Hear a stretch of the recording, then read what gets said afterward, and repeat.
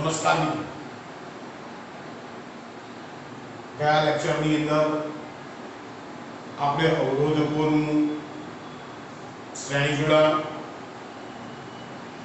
અવરોધકોનું સમાંતર જોડાણ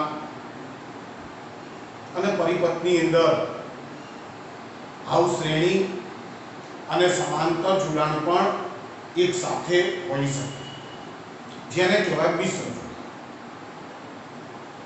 હવે મિત્રો, ઘણા બધા પરિપથો એવા છે કે જે પરિપથની અંદર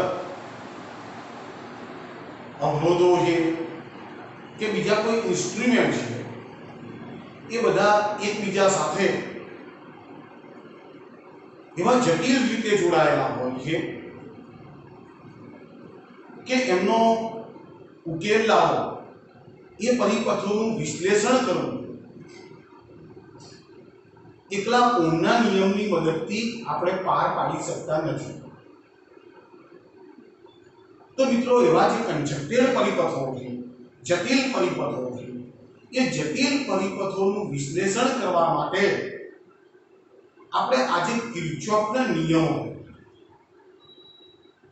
તો કિર્ચોફના નિયમો ભણીએ એ પહેલા આપણી પાસે આ બાબત બહુ સ્પષ્ટ હોવી જોઈએ કે કોઈ પણ વાહકતા કે અવરોધ આપેલો હોય તો મિત્રો, અવરોધનો સંકેત છે પરિપથ સંકેત, એ આપણે કાયમ માટે આવડવું જોઈએ. આ છે અવરોધ, અવરોધ કેપિટલ R. બરાબર છે?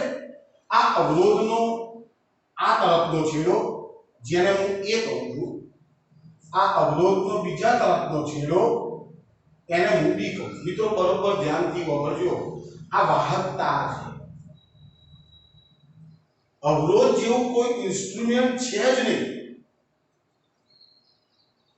વાહકતાને પોતાને કંઈક ને કંઈક અવરોધ છે, અને એ અવરોધને મેં અહીંયા કેપિટલ R વડે દર્શાવ્યો. ચલો, ઓકે મિત્રો. હવે કે હું એ છેડાને એક વિદ્યુત કોષ સાથે જોડું છું, અને એ વિદ્યુત કોષ આયો એનો પોઝિટિવ અને આયો એનો નેગેટિવ. આ વિદ્યુત કોષ જોયું. હવે આપણે વિદ્યુત કોષનો જે વિદ્યુત સ્થિતિમાનનો તફાવત છે, એ આપણે અહીંયા B લખીએ, જેને મિત્રો આપણે વોલ્ટેજ કહીએ. બરાબર છે મિત્રો? આ B શું છે? તો વિદ્યુત સ્થિતિમાનનો તફાવત. મિત્રો, અહીંયા તમે આવું લખો છો, એનો અર્થ શું થાય કે આ છેડાનું વિદ્યુત સ્થિતિમાન ઊંચું કહેવાય, આ છેડાનું વિદ્યુત સ્થિતિમાન નીચું કહેવાય. આનું વિદ્યુત સ્થિતિમાન VA કહેવાય, આનું વિદ્યુત સ્થિતિમાન VB કહેવાય. VA minus VB is equal to P. બરાબર મિત્રો? સમજો. માની લઈએ કે મિત્રો, અહીં ગાડી માની લો કે 5 વોલ્ટ લખેલું હોય, અહીંયા 5 વોલ્ટ. બરાબર છે? તો મિત્રો, આનો અર્થ શું છે? આનો અર્થ એવો થાય કે VA એ 5 વોલ્ટ છે અને VB એ 0 વોલ્ટ છે. મિત્રો, બરોબર આ વસ્તુ સમજી જજો કે આનો અર્થ એવો થાય કે આનું વિદ્યુત સ્થિતિમાન ઊંચું છે, આનું વિદ્યુત સ્થિતિમાન નીચું છે, પણ તમે 5 વોલ્ટ લખ્યા એનો અર્થ એવો થાય કે VA બરાબર 5 વોલ્ટ અને VB બરાબર 0 વોલ્ટ. એટલે 5 ઓછા 0 ઇઝ ઇક્વલ ટુ 5 આવે. ચલો મિત્રો, ક્લિયર છે? હવે બીજી ખૂબ સરસ વાત મિત્રો, આ વિદ્યુત સ્થિતિમાન જે આપણે બીજા ચેપ્ટરમાં ભણ્યા, એનો અર્થ શું? અનંત અંતરેથી એકમ ધન વીજભારને વિદ્યુત ક્ષેત્રમાં આપેલ બિંદુ સુધી ક્ષેત્રની વિરુદ્ધમાં લાવવા માટે કરવું પડતું કાર્ય. આવો અર્થ. અને કાર્ય અને ઉર્જા તો સમાનાર્થી રાશિઓ છે. તો મિત્રો, ધ્યાનથી બરાબર વાપરી લો. જો કોઈ સર્કિટની અંદર અહીંયા V બરાબર 5 વોલ્ટ લખેલું હોય 25 વોટ લખેલું હોય 10 વોટ લખેલું હોય તો મિત્રો આનો અર્થ એવો થાય કે આ જે વિદ્યુત કોષ છે એના જે ઇલેક્ટ્રોડ્સ છે ધ્રુવો છે એ ધ્રુવો પાસે એકમ વીજભાર દીઠ રહેલી ઊર્જા 5 જૂલ છે। મિત્રો બરોબર ખ્યાલ આવ્યો? कोई पण विद्युत कोषनी नीचे जो 5 volt 10 volt 25 volt 50 volt 100 volt આવું લખેલું હોય તો એનો અર્થ શું કરવાનો કે તમે જે વિદ્યુત કોષ લીધો છે એના કોઈ પણ એક ધ્રુવ પર એકમ વીજભાર દીઠ રહેલી ઊર્જા 5 જૂલ છે 10 જૂલ છે 50 जूल છે કે 100 जूल છે। તો મિત્રો થાય છે શું? હવે તમે વિદ્યુત પ્રવાહ આ સર્કિટની અંદર વિદ્યુત પ્રવાહ કઈ રીતે બતાવો છો કે પોઝિટિવ થી નેગેટિવ તરફ રૈવાજિક પ્રવાહની દિશા હંમેશા તમે પોઝિટિવ થી નેગેટિવ તરફ દર્શાવો બરાબર છે। હવે મિત્રો શું થાય જો આના પાસે 5 જૂલ જેટલી ઊર્જા હશે એકમ વીજભાર દીઠ રહેલી ઊર્જા 5 બરાબર। હવે એ વીજભાર જ્યારે આ અવરોધમાંથી પસાર થશે ને એટલે આયનો સાથે અથડામણ થશે કૂટામણ થશે એવું બધું થતા થતા પ્રત્યેક અથડામણ દીઠ એની ઊર્જા થી ઘટવાની અને ઘટતી જ્યારે એ વીજભાર બી બિંદુ પાસે આવે ત્યારે એની ઊર્જા થઈ જાય શૂન્ય। મિત્રો ધ્યાનથી સમજજો। चलो ओके है। હવે બીજી વાત મિત્રો મારી પાસે એક અવરોધ R છે એના સાથે વિદ્યુત સ્થિતિમાનનો તફાવત ને V જેટલો લાગુ પાડ્યો છે એ પરિપથમાં I જેટલો વિદ્યુત પ્રવાહ પસાર થાય। ચલો ઓકે। હવે આ સર્કિટ ઉપર હું ઓહમનો નિયમ લાગુ પાડું તો R V upon I થાય। R V upon I, therefore V I into R થાય। આ શું વિદ્યુત સ્થિતિમાનનો તફાવત। તો માની લો કે મારી પાસે અવરોધ R હોય અને તેમાંથી વહેતો પ્રવાહ જો I જેટલો હોય તો આ અવરોધના બે છેડા વચ્ચેનો વિદ્યુત સ્થિતિમાનનો તફાવત પોટેન્શિયલ ડિફરન્સ હંમેશા I into R જેટલો હોય। ये तो खूब अगत्यનું ફરી કહું છું વિદ્યુત સ્થિતિમાનનો તફાવત એકમ વીજભાર દીઠ રહેલી ઊર્જા છે। ચલો મિત્રો ક્લિયર? તો કિર્ચોફના નિયમો શીખતા પહેલા તમારે આ વસ્તુ એક તો મગજમાં ક્લિયર કરી નાખવી પડે। બીજી મિત્રો ધ્યાન કિર્ચોફના નિયમો શીખતા પહેલા તમારે 3 વ્યાખ્યાઓ વ્યવસ્થિત મગજમાં રાખવાની। નંબર 1 છે જંકશન। નંબર 1 છે જંકશન એના પહેલા એક છે નેટવર્ક અને બીજું છે જંકશન અને ત્રીજું છે લૂપ। મિત્રો બિલકુલ નાના છે જે પરિપથની અંદર અવરોધો કેપેસિટરો ઇન્ડક્ટરો વિદ્યુત કોષો એકબીજા સાથે સંકુલ રીતે જોડાયેલા હોય એવા પરિપથને નેટવર્ક કહેવાય। મિત્રો ધ્યાનથી જે પરિપથની અંદર અવરોધો કેપેસિટરો ઇન્ડક્ટરો વિદ્યુત કોષો એકબીજા સાથે જટિલ રીતે જોડાયેલા હોય એવા પરિપથને નેટવર્ક કહેવાય। चलो ओके। मानी હું એક નેટવર્ક તમને બતાવું। માની લઈએ કે મારી પાસે એક સર્કિટ ડાયાગ્રામ છે। માની લો કે અહીં ઘડી એક અવરોધ છે, અહીંયા એક બીજો અવરોધ છે, અહીંયા એક કેપેસિટર જોડેલો છે, અહીંયા એક વિદ્યુત કોષ જોડેલો છે। માની લો કે આની સાથે વળી પાછો એક અવરોધ જોડેલો છે। અહીં ઘડી આ અવરોધ R1 છે, R2 છે, R3 છે, ROC છે, ROB। આવો એક સામાન્ય પરિપથ મેં દોર્યો છે। તો तो मित्रों आ जे परिपथ तैयार थयो जेनी अंदर अवरोध छे, कैपेसिटर छे, विद्युत कोष छे, એવું જરૂરી નથી કે દરેક નેટવર્કની અંદર કેપેસિટરો હોય, ઇન્ડક્ટરો હોય, અવરોધો હોય. એકલા કેપેસિટરના સંકુલ જોડાણ હોઈ શકે, એકલા અવરોધના પણ સંકુલ જોડાણ હોઈ શકે, એકલા ઇન્ડક્ટરોના પણ સંકુલ જોડાણ હોઈ શકે અને એકલા વિદ્યુત કોષોના પણ જટિલ જોડાણો હોઈ શકે. એને નેટવર્ક જ કહેવાય.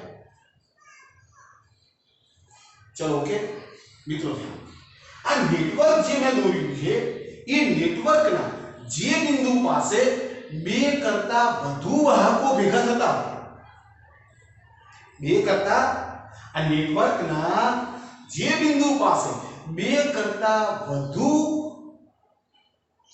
વાહક તારો ભેગા થતા હોય એવા બિંદુને જંક્શન પોઈન્ટ કહેવાય, બ્રાન્ચ પોઈન્ટ કહેવાય. જો મિત્રો, જો આ બિંદુ પાસે અહીં ગઈ આ એક વાહકતા અને બીજો વાહકતા, માત્ર બે વાહકતા ભેગા થાય છે તો આને જંક્શન ના કહેવાય. પણ મિત્રો જો આ અહીં ગઈ આનો એક વાહકતા, એક આનો વાહકતા અને આનો વાહકતા ભેગો થાય છે તો આને જંક્શન કહેવાય. આ P બિંદુ જે છે એ જંક્શન છે. એ પ્રમાણે આ બિંદુ જો અહીંયા એક વાહકતા આવ્યો, અહીંયા બીજો વાહકતા આવ્યો, ત્રીજો વાહકતા આવ્યો, બે કરતા વધુ વાહકતારો ભેગા થયા, ક્યુ બિંદુ જંક્શન છે. ચલો ઓકે, જો આને જંક્શન ના કરે, આને જંક્શન ના કરે. વ્યાખ્યા શું છે?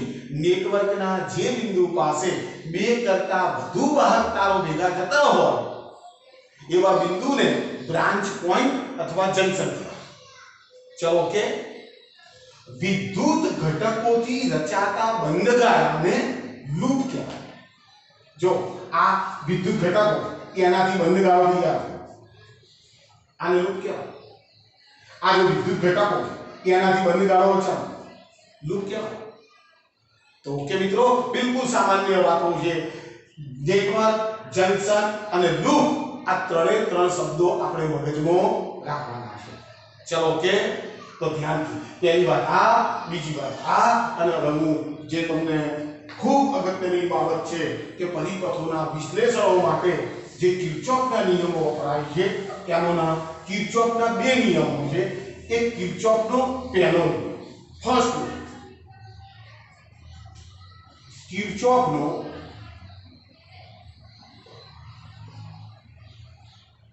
પ્રથમ નિયમ.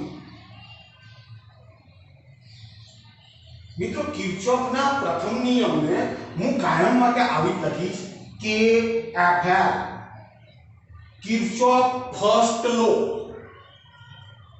ચલો મિત્રો ધ્યાન, પહેલી વાત, કિર્ચોફનો પહેલો નિયમ વિદ્યુત ભાર સંરક્ષણના નિયમ ઉપરથી મેળવવામાં આવ્યો. મિત્રો ધ્યાનથી આવજો, કિર્ચોફનો પહેલો નિયમ જે છે એ વિદ્યુત ભાર સંરક્ષણના નિયમની મદદથી મેળવવામાં આવ્યો. તો આપણે જાણી લઈએ કે વિદ્યુત ભાર સંરક્ષણનો નિયમ કેવો છે. તો વાહકમાંથી જ્યારે વિદ્યુત પ્રવાહ પસાર થતો હોય ત્યારે વાહકના કોઈ પણ બિંદુ પાસે વિદ્યુત ભાર સંગ્રહ થતો નથી, તેનો નાશ થતો નથી કે નવો વિદ્યુત ભાર ઉત્પન્ન થતો નથી. જેટલો એક છેડામાંથી વિદ્યુત ભાર દાખલ થાય એટલો જ વિદ્યુત ભાર બીજા છેડેથી બહાર નીકળી જતો હોવો જોઈએ, જેનું નામ છે વિદ્યુત ભાર સંરક્ષણનો નિયમ. ચલો ક્લિયર? ફરી કિર્ચોફનો પહેલો નિયમ વિદ્યુત ભાર સંરક્ષણના નિયમની એક વિશિષ્ટ રજૂઆત છે. અને બીજી વાત, કિર્ચોફનો પ્રથમ નિયમ એ કોઈ પણ નેટવર્કના જંક્શનને લાગુ પડે. નેટવર્ક ભલે ગમે તેવું આપેલું હોય પણ આ નિયમ જે છે એ માત્ર ને માત્ર જંક્શનને જ લાગુ પડે. ચલો મિત્રો ધ્યાનથી સમજીએ. તારે તો હું કોઈ એક નેટવર્ક આપેલું છે માની લઈએ અને એ નેટવર્કનું માની લો કે આરયુ જંક્શન છે. આરયુ જે દોર્યું છે એ જંક્શન છે. હવે એની અંદરથી બે કરતા વધારે વાહક તો મારે નીકાળવા પડે. માની લઈએ કે અહીંયા એક વાહકતા છે, અહીંયા એક બીજો વાહકતા છે, અહીંયા ત્રીજો છે, અહીંયા ચોથો છે અને અહીંયા પાંચમો. આ જંક્શન O થઈ ગયું બરોબર ધ્યાનથી સાંભળજો મિત્રો નેટવર્ક નું કોઈ જંક્શન O બતાડ્યું હવે આ જંક્શન પાસે મેં 5 વાહક તારો ભેગા થતા બતાડેલા છે તો મિત્રો ધ્યાનથી રેન્ડમલી માની લઈએ કે આમાંથી વહેતો પ્રવાહ I1 છે આમાંથી વહેતો પ્રવાહ માની લો કે I2 છે આમાંથી વહેતો પ્રવાહ માની લો કે I3 છે અહીં ગાડી વહેતો પ્રવાહ માની લો કે R4 છે અને આમાંથી વહેતો પ્રવાહ માની લો કે I5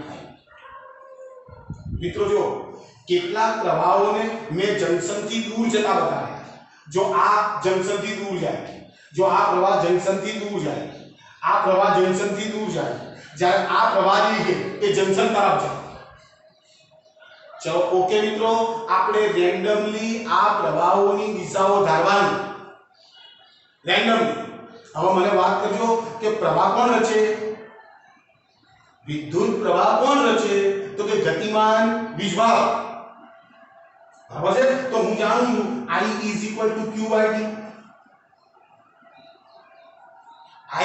q/t તો q I × t થશે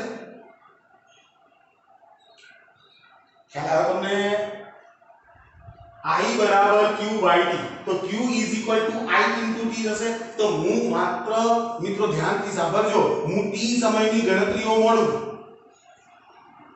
તો વિદ્યુતભાર સંરક્ષણનો નિયમ શું કહે છે જેટલા સમયમાં જેટલો વિદ્યુતભાર એક આડછેદમાં દાખલ થાય એટલા જ સમયમાં એટલો વિદ્યુતભાર એક આડછેદમાંથી બહાર નીકળી જવો જોઈએ એટલે હું t સમયની ગણતરી મળું તો આ વિદ્યુત પ્રવાહ I1 છે તો એની જગ્યા ઉપર હું આવું લખું E q1/t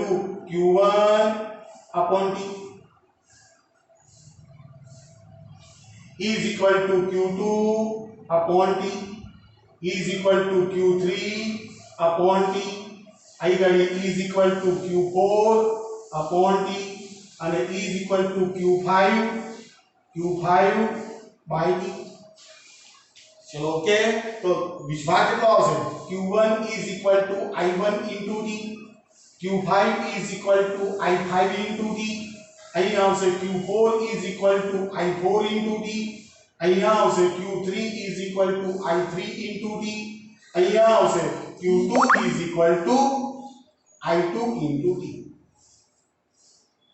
મિત્રો કહેવા શું માંગીએ છીએ કે t સમયમાં જેટલો વિદ્યુતભાર જંક્શન પર પહોંચતો હશે એટલા જ સમયમાં એટલો વિદ્યુતભાર એ જંક્શનના બીજા કોઈ વાહકોની અંદરથી બહાર નીકળી જવો જોઈએ જંક્શન પાસે વિદ્યુતભાર સંગ્રહ પામતો નથી એનો નાશ થતો નથી કે નવો વિદ્યુતભાર કે ઉત્પન્ન થતો નથી તો હું શું કરું છું મિત્રો જંક્શન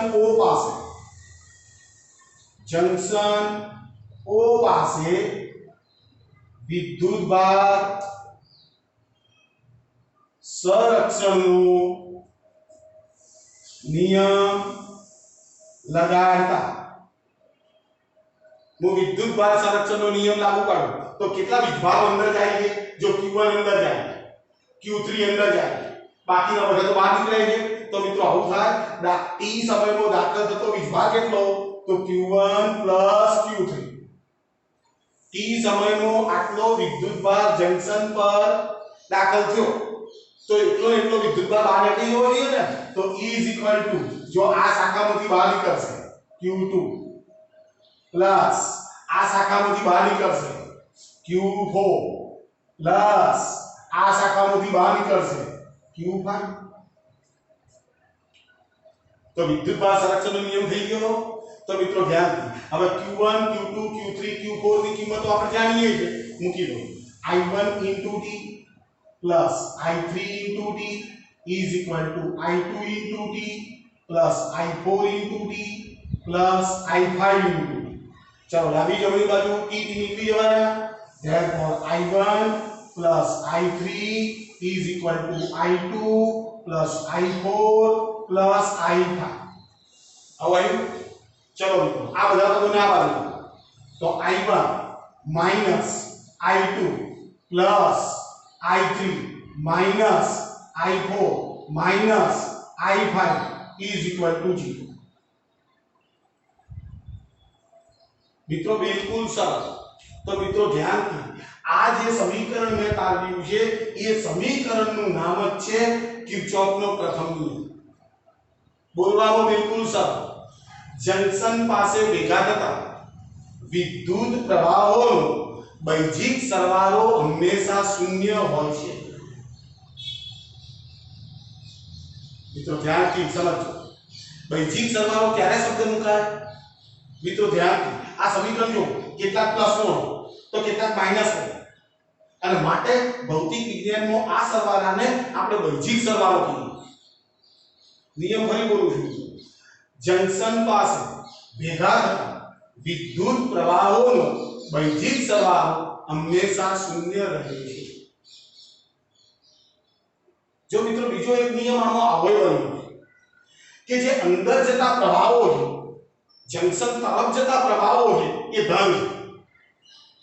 જંકશન તરફ જતો પ્રવાહ જો I1 જંકશન તરફ જાય, I3 પ્રવાહ જંકશન તરફ જાય, અને જો જંકશન થી દૂર જતા પ્રવાહો બધા ઋણ. તો એક આવો સર્વસામાન્ય નિયમ પણ આપણે સ્વીકારેલો છે કે જંકશન તરફ જતા વિદ્યુત પ્રવાહોને હંમેશા ધન લેવા, જંકશન થી દૂર જતા પ્રવાહોને હંમેશા આપણે ઋણ લેવી. ચલો ઓકે. તો મિત્રો કિર્ચોફનો નિયમ બિલકુલ સરળ છે. વિદ્યુત ભાર સંરક્ષણના નિયમની એક વિશિષ્ટ રજૂઆત છે. ચલો ઓકે મિત્રો. ચલો મિત્રો બીજો નિયમ ખૂબ અગત્યનો છે, શીખવામાં થોડી તકલીફ પડે એવું છે, પણ મિત્રો બરોબર ધ્યાનથી એના નિયમો સમજી લેશો તો એની અંદર પણ કોઈ તકલીફ પડે એવું કોમ નથી. ચલો કિર્ચોફનો બીજો નિયમ, જેને હું કાયમ માટે આવું લખવાનો છું KS, કિર્ચોફ સેકન્ડ લો. મિત્રો ધ્યાન, કિર્ચોફનો બીજો નિયમ મિત્રો ધ્યાનથી સમજો. નેટવર્કના કોઈ બંધ ગાળાને લાવવું. આપણને કોઈ નેટવર્ક આપેલું હોય અને એની અંદર જે બંધ ગાળાઓ તૈયાર થાય છે પરિપથોની અંદર, એ બંધ ગાળાને આ નિયમ લાગુ પડે. કિર્ચોફનો બીજો નિયમ ઊર્જા સંરક્ષણના નિયમની એક વિશિષ્ટ રજૂઆત છે. ઊર્જા સંરક્ષણ ઉપર છે. અને બીજી વાત એવી બોલાય છે કે કિર્ચોફનો બીજો નિયમ એ વિદ્યુત સ્થિતિમાનની એક મૂલ્યતાના સિદ્ધાંત ઉપર રચાયો થાય. મિત્રો ધ્યાનથી, ઊર્જા સંરક્ષણનો નિયમ છે, વિદ્યુત સ્થિતિમાનની એક મૂલ્યતાના સિદ્ધાંત ઉપર રચનો છે, કોઈ લૂપ ઉપર જ લાગુ પડી શકે છે. તો મિત્રો આ સમજવા માટે બરાબર ધ્યાનથી હું તમને એક લૂપ બતાડું છું, અને એ લૂપનો તમે વ્યવસ્થિત અભ્યાસ કરશો તો તમને આ નિયમ બિલકુલ આસાનીથી આવડી જશે. તો મિત્રો હું એક લૂપ દઉં. માની લઈએ કે મારી પાસે એક લૂપ છે, જરા તમને વધારે સારી સમજ પડે એટલે હું લૂપ જરા મોટું ધારું. માની લઈએ કે આપણી પાસે આ બધા મેં જંકશન કે એવા કંઈક બિંદુઓ ધારેલા છે. માની લઈએ કે અહીંયા એક અવરોધ છે, અહીંયા એક વિદ્યુત કોષ. માની લઈએ કે આ શાખામાં આ એક માત્ર અવરોધ છે. અહીંયા માની લઈએ કે અવરોધ છે, એની સાથે વિદ્યુત કોષ જોડે. અહીંયા માની લઈએ કે એક વિદ્યુત કોષ છે,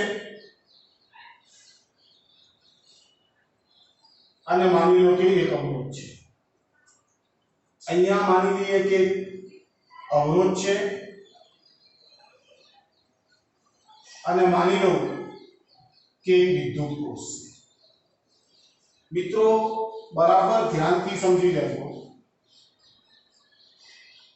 કે આ કોઈ નેટવર્ક આપેલું હશે મને, અને એ નેટવર્કની અંદરનો એક બંધ ગાળો લૂપ જેને કહીએ. બરાબર છે? આ મેં રેન્ડમલી દોરેલું છે. તમને વ્યવસ્થિત રીતે નિયમ ખ્યાલ આવે એટલા માટે મેં રેન્ડમલી દોરેલું છે. હવે આ અવરોધ છે, આ અવરોધને માની લો કે R1 કહી દઉં, આ અવરોધને માની લો કે R2 કહી દઉં, આને R3 કહી દઉં, આને એપ્સિલોન 3 કહી દઉં, આને R4 કહી દઉં, આને એપ્સિલોન 4 કહી દઉં, આને એપ્સિલોન 5 કહી દઉં, આને R5 કહી દઉં અને આને એપ્સિલોન 1 કહી દઉં। चलो मित्रों ओके, હવે આનું કંઈક નામકરણ પણ આપી દઉં છું। આને A કહું છું, આને B કહું છું, આને C કહું છું, આને D કહું છું અને આને E કહું છું। એટલે મિત્રો આપણા પાસે બંધગાળો તૈયાર થઈ ગયો, A B C D E A। આ એક જુદા જુદા વિદ્યુત ઘટકો ધરાવતો એક બંધગાળો છે।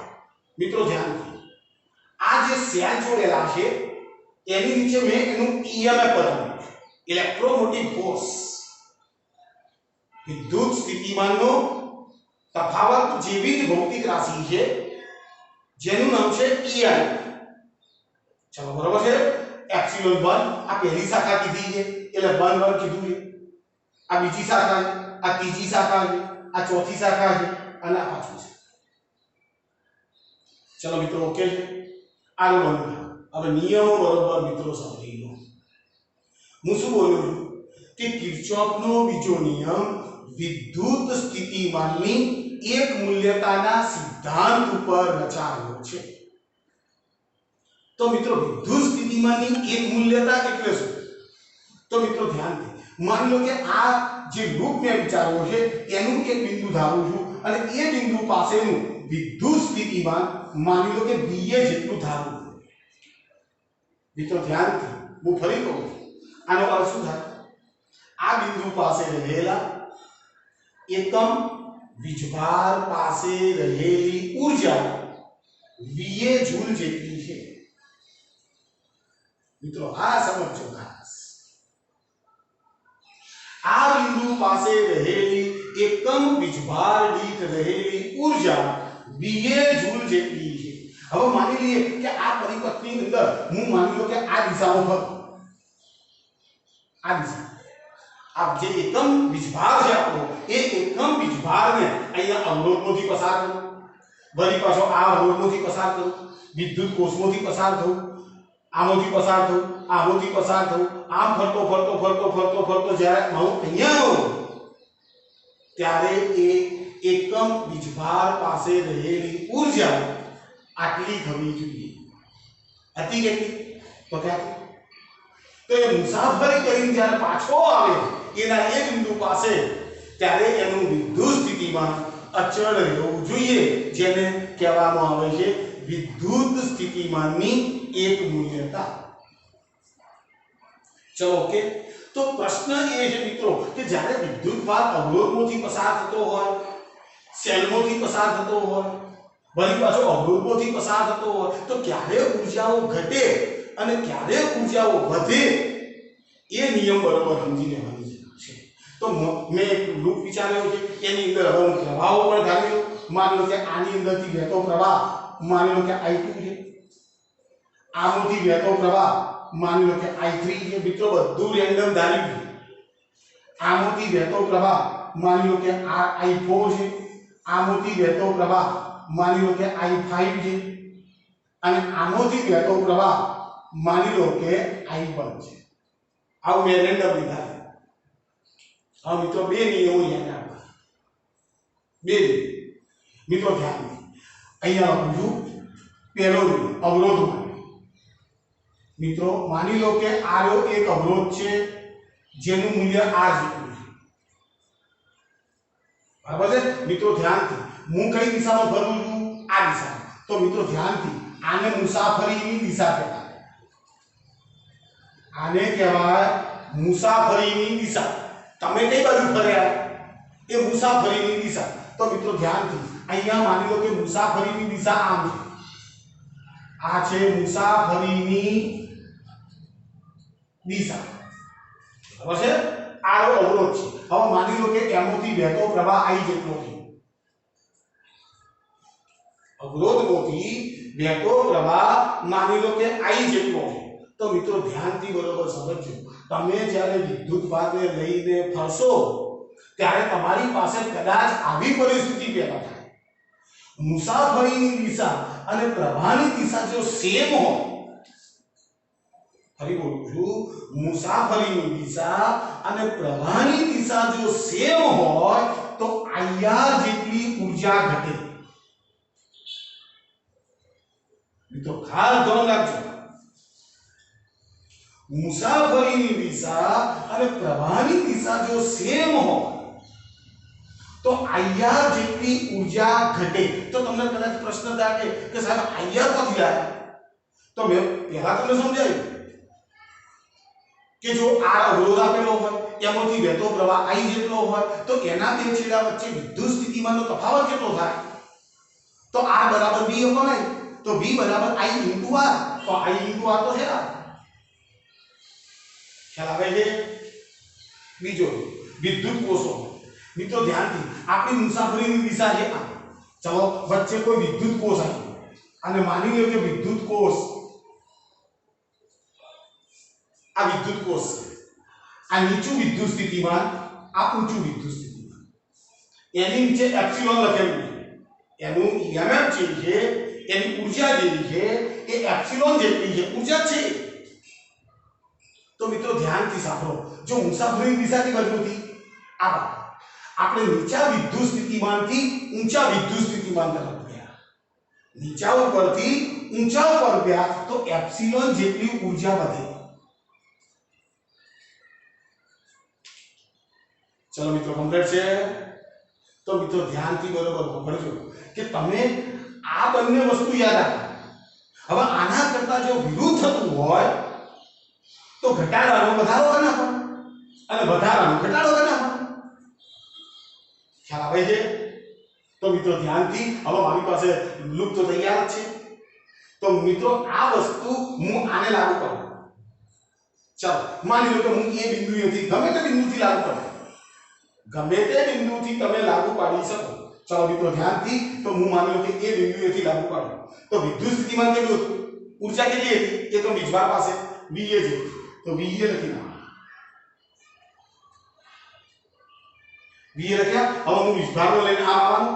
હવે જો મારી દિશા આમ, પ્રવાહની દિશા જો, મારી દિશા અને પ્રવાહની દિશા સેમ છે. તો જો મુસાફરીની દિશા અને પ્રવાહની દિશા સેમ હોય તો IR જેટલું વિદ્યુત સ્થિતિમાન ઘટશે, આટલી ઊર્જા ઘટશે. તો મિત્રો ધ્યાનથી, IR થી આમ આવ્યો માઈનસ I2 into R. આ તમને ખબર પડી. ચલો મિત્રો હવે આગળ આવ્યો. હવે જો અહીંયા બી બિંદુ પાસે આવ્યો. હવે હું આમ છું, હું જેવું છું આમ, મારી મુસાફરીની દિશા છે આમ, પણ પ્રવાહની દિશા એના કરતા ઓપોઝિટ, જો પેલા કરતા વિરુદ્ધ થયું. સમજ પડી તમને? મારી દિશા છે આમ, પ્રવાહની દિશા આમ, એનાથી વિરુદ્ધ દિશા, તો વિદ્યુત સ્થિતિમાન વધે. કેટલું? Plus I3 into R.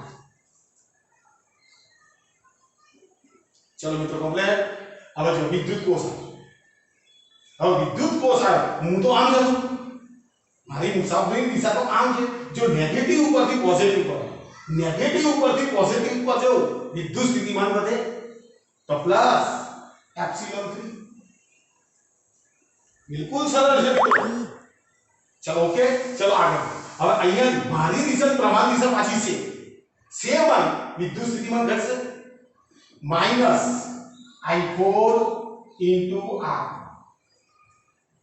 ચલો ઓકે. હવે જો, હવે પોઝિટિવ ઉપરથી નેગેટિવ, ઊંચા ઉપરથી નીચા ઉપર, જો આ શું છે, નીચા ઉપરથી ઊંચા ઉપર જઈએ ઊર્જા વધે, પણ ઊંચા ઉપરથી નીચા ઉપર ગયો માઈનસ એપ્સિલોન 4. જો મિત્રો આ બધા લેટરો તમને લખતા હોય તો હું કાઢી નાખું, મારે હવે જરૂર નથી. ચલો ઓકે. ચલો અહીંયાથી જો મારી દિશા પ્રવાહ દિશા છે, પણ ઊંચા ઉપરથી નીચા ઉપર, ઊંચા ઉપરથી નીચા માઈનસ એપ્સિલોન 5. ચલો ઓકે. ચલો અહીંયા મારી દિશા પ્રવાહ દિશા સેમ હતી, માઈનસ I5 into R5. સમજો મિત્રો. ચલો અહીંયા આવી ગયો. હવે અહીંયા નેગેટિવ ઉપરથી પોઝિટિવ પર એટલે પ્લસ એપ્સિલોન 1.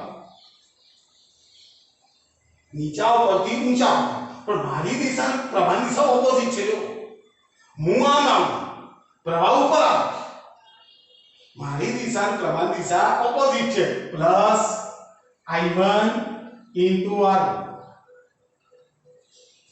અહીંયાથી આટલે આવી ગયો. હવે આ સાનો નિયમ છે? ઊર્જા સંરક્ષણ. એટલે જો કશે ઊર્જા વધી પછી ઘટી ઘટી વધી એમ કરતા કરતા જવાબ BA જેટલો જ આવવો જોઈએ. કારણ કે મારી પાસે હતી કેટલી? BA જેટલી. તો જ ઊર્જા સંરક્ષણના નિયમનું પાલન થાય. કોઈ ઇન્સ્ટ્રુમેન્ટનો ઊર્જા વધે છે ઘટે છે એમ કરતા કરતા કરતા કરતા હું જે છેલ્લે આવ્યો ત્યારે મારી પાસે વિદ્યુત સ્થિતિમાન BA જેટલું જ રહેવું જોઈએ. ચલો ક્લિયર મિત્રો? ચલો ડાબી જમણી બાજુ BA કેન્સલ. ચલો મિત્રો કમ્પ્લીટ છે. હવે જો હું I into R વાળા પદોને એક બાજુ રાખું છું અને વિદ્યુત કોષોના જે EMF છે એ બધાને કઈ બાજુ જોજો minus I2 into R2 plus I3 into R3 minus I4 into R4 minus I5 into R5 અને પેલું I1 વાળું પદ છે ને તે પહેલા મૂકો. I1 into R1 એ પહેલા મૂકો એટલે તમને સિરીઝમાં દેખાય ને E is equal ચલો પાંચ પદો આવી ગયા. હવે એપ્સિલોન વાળું આ પદને પેલી બાજુ minus epsilon 3 plus epsilon 4 plus epsilon 5 અને માઈનસ એપ્સિલોન 1. આને આગળ મૂકવું હોય તો આને આગળ મૂકવું. E is equal to minus epsilon 1. તો મિત્રો ધ્યાનથી સમજજો. તમારી પાસે જે આ સમીકરણ તૈયાર થયું એ સમીકરણનું નામ છે કિર્ચોફનો બીજો નિયમ. તો મિત્રો હવે તમે જોશો કે કિર્ચોફના બીજા નિયમમાં આ ડાબી બાજુ જે છે એ ડાબી બાજુ